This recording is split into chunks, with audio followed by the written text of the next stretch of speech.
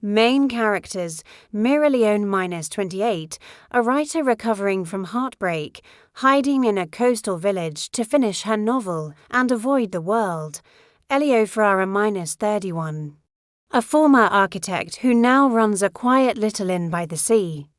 Haunted by grief but full of silent warmth, the story. Mira arrives in the village in early spring, carrying only her suitcase, laptop, and a heart she swore she'd never open again. She checks into a small seaside inn. There she meets Elio, calm, kind, quiet.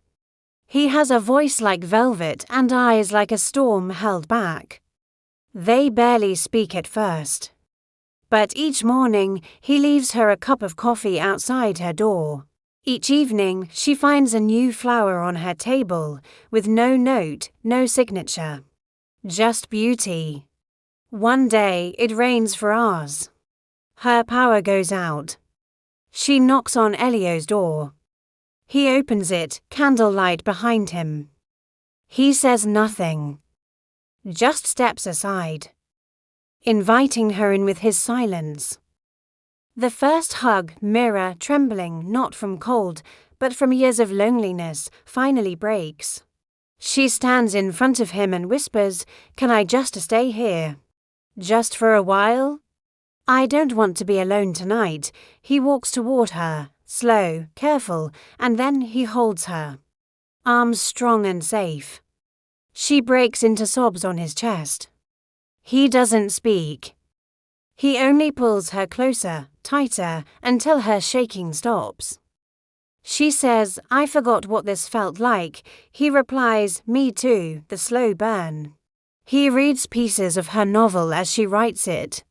She finds his old sketches in a box, buildings he designed before loss silenced his passion. They cook together, laugh. Watch the sea.